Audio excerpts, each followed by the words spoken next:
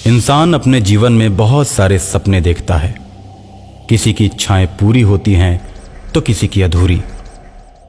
जिनकी इच्छाएं अधूरी रह जाती हैं और उनकी मौत हो जाती है तो उनकी आत्मा उनकी अधूरी इच्छा को पूरी करने में लग जाती है और तब तक मुक्त नहीं होती जब तक अपनी अधूरी रह गई इच्छा को पूरी नहीं कर लेती। ऐसी ही आत्माओं को कोई भूत, कोई शैतान, कोई पिशाच इत्यादि नाम से पुकारता है। आज मैं आपको वैसी ही एक भटकती आत्मा की कहानी सुनाने जा रहा हूं जिसकी इच्छा अधूरी रह गई थी। रागिनी की नई नई शादी हुई थी।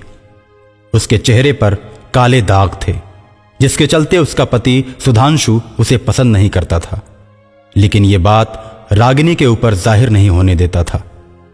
ऊपर के मन से तो उसे बहुत प्यार करता था, लेकिन अंदर के दिल से उसे नफरत ही नफरत करता था।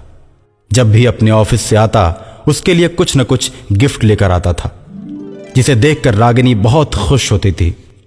सुधांशु हमेशा रागिनी से पिंड छुड़ाने के लिए योजनाएं बनाता रहता था और एक दिन सुधांशु रागिनी से कहता है, रागिनी, हम लोगों की शादी हुए 1 महीना हो गया, लेकिन हम लोग हनीमून पर नहीं गए। कल मेरी सैलरी मिलने वाली है, हम दोनों एक अच्छे से हिल स्टेशन पर चलते हैं और अपना हनीमून मनाते हैं।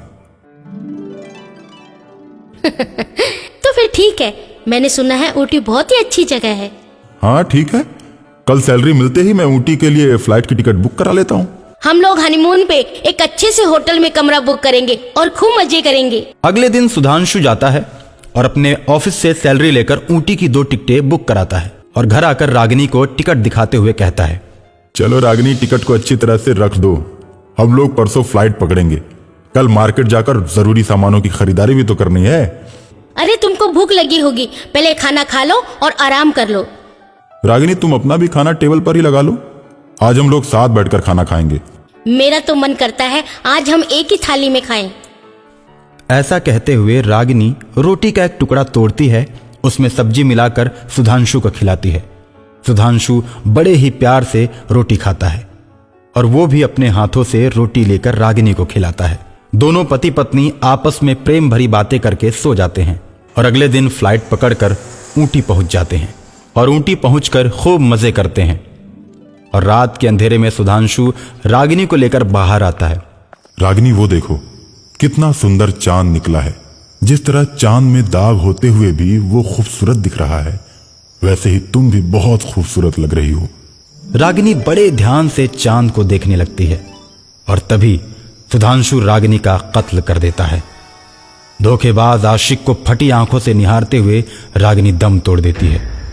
रागिनी को मारकर सुधांशु अपने ऑफिस की टाइपिस्ट रेखा के साथ हनीमून मनाता है और दोनों मिलकर लाश को गायब कर देते हैं। रेखा और सुधांशु की फ्लाइट रात के 11 बजे ऊटी से छूटने वाली होती है। 10 बजे वे होटल के कमरे से बाहर निकलते हैं और कुछ दूर जाते ही रागिनी की आत्मा उनके रास्ते में दीवार बनकर खड़ी हो जाती है। सुधांशु, मैं तुमसे बहुत प्यार करती हूँ और तुम मुझे छोड़कर नहीं जा सकते। अब मैं तुम्हें अपने साथ लेकर जाऊंगी और ये रेखा भी नहीं बचने वाली। हम तीनों ही हमेशा हमेशा के लिए ऊटी में साथ रहेंगे। इतना कहकर रागिनी दोनों को मार देती है और फिर वो तीनों आत्माएं ऊटी के हिल स्टेशन पर भटकने लगती हैं और आए हुए सैलानियों को बड़ी बेदर्दी के साथ मारती रहती हैं।